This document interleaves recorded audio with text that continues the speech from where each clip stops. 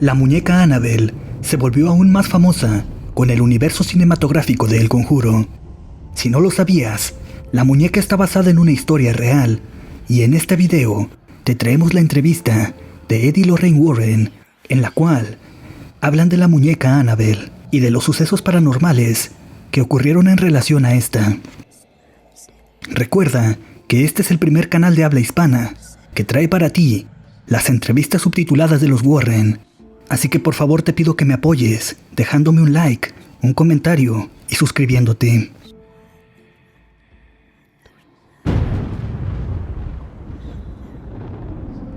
You know, that's really a long time ago that you guys started out, but I know you've had thousands literally of cases. Oh, God, yes. And I also know that you have a museum on your property. Yes. Now, Ed, would you want to just tell a little bit about some of the things, perhaps, that are in that museum that are really fascinating, scary things, perhaps, that you've collected over the years? All right, I think one of the most famous would be Annabelle.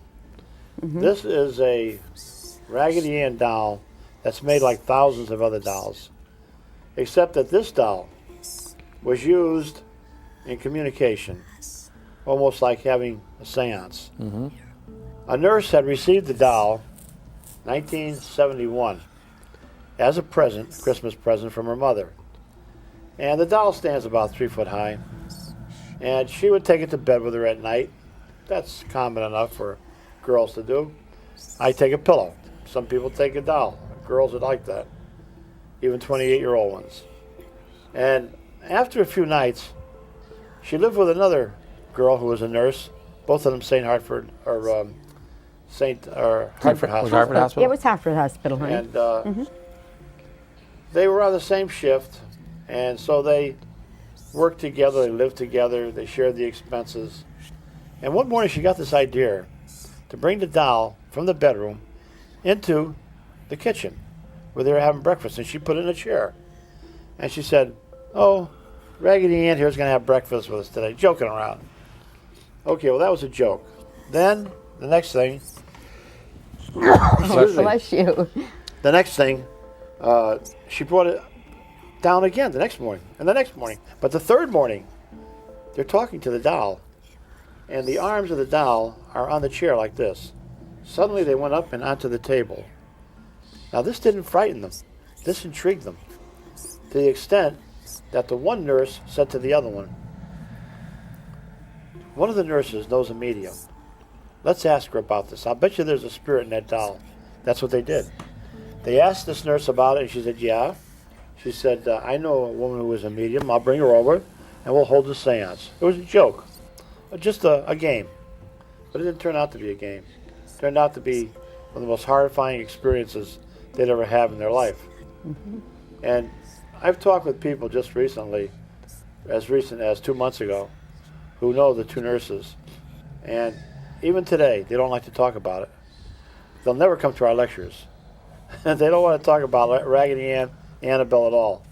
So now the woman holds a seance, and she said, there's a spirit of a 6-year-old girl in that doll who was killed in an automobile accident just outside of your apartment house here. Well, there was a 6-year-old child by the name of Annabelle who was killed. But God does not allow the spirit of a child to go into a doll. This was a demon who was posing as that little child to create sympathy to these two young women, which it did. Now this was no longer a doll. This was a child. They would take it for rides. They'd talk to it. Mm-hmm. They'd buy clothing for it, jewelry. They treated it just as though it was that little girl who was killed, Annabelle. Now they were giving it a lot of recognition. Soon after the first seance, things would happen in their house, what we refer to as infestation. There would be knocking sounds. They'd see flashing lights in their bedroom at night, shooting across the room. The bed would shake a little bit. It would get icy cold. They'd hear whispering, which we call magic whispering. Now, from time to time, these girls would change shifts. But they were getting a little scared now. So they decided to stay on the same shift all the time, 4 to 12. They'd leave the doll in the bedroom. They'd come home after midnight, put the key in the door, unlock the door, and who do you think is standing there? The Raggedy Ann doll. Standing there. Now that doll has flimsy legs. Yeah. If you try to stand it up, you can't. I've seen that doll stand. I've seen a lot of things happen around that doll. Well, this still didn't scare them. But one of the fiancés of one of the girls was against all of this. He said, burn the doll, throw it away, get rid of it. It's evil. Well, he falls asleep one afternoon, a Saturday. And the doll is in a chair not far from him. And the girls are cleaning up the apartment. Mm-hmm. He wakes up with a start. He said, my God, what a nightmare. He said, I dreamt that that doll was strangling me. He had marks on his throat. Was it psychosomatic? Well, let's see. He gets up, he looks at the doll in the chair, picks it up, and throws it right across the room. You're nothing but a rag doll. You couldn't hurt anyone. With that, Tony, 7 psychic slashes appear on his body. Wow. Now, we've seen these kind of slashes. We've filmed them. These slashes come from nowheres. The blood came right through his shirt. The nurses witnessed this. Then, a huge chair rolled across the room. Pictures on the walls came off, started smashing and breaking. Loud pounding sounds. Now they were all frightened. They called the High Episcopal Canon in Hartford, Connecticut. He called Father Richard Nolan, an exorcist, and Father Nolan called us. We went to the apartment. Exorcism was performed immediately over the people, the 3 people, and the apartment. I brought that doll back to my museum. Now, why would I have something like that in a museum? Evidence, proof. The skeptics, the atheists, the first thing they attack you with is, where's the evidence? Where's the proof? This never happened. I not only have the doll, I have film, I have recordings, I have eyewitness accounts from credible people who have seen these phenomena happen in and around that doll. A priest comes to my home one day, young fella, has his rectory right here in Connecticut. Mm-hmm. Ed, I'd like to take you and Lorraine for a ride in my new car. Very proud of it. We went with him. When he took us back, he said, what about this doll everybody's talking about? Because we had shown it on Channel 18, on a TV show we're on. Could I see it?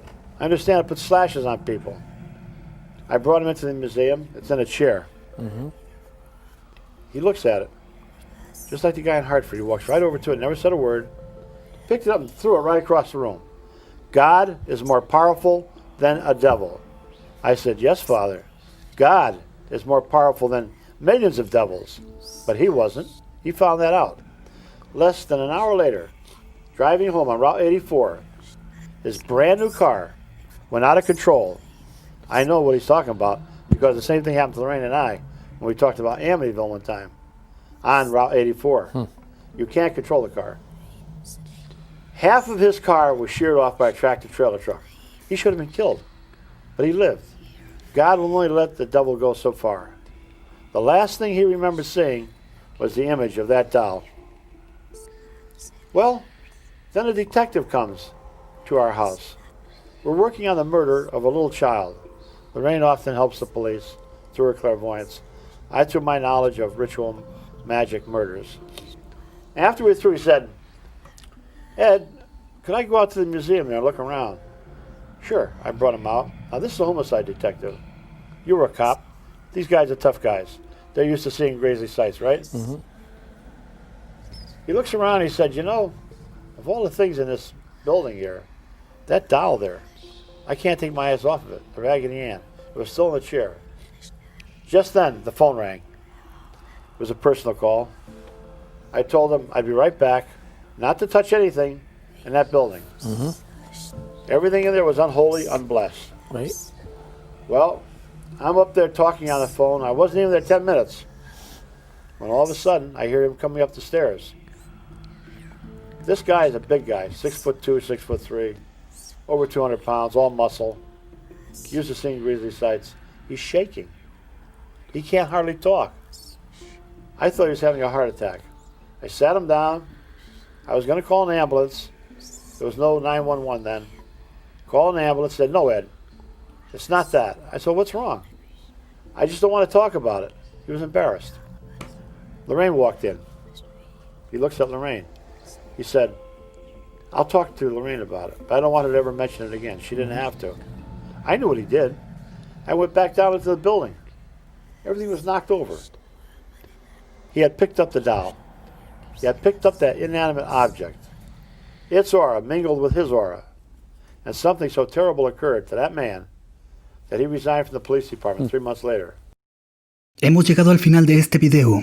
Si el video te gustó, no olvides dejarme un like, un comentario y suscribirte.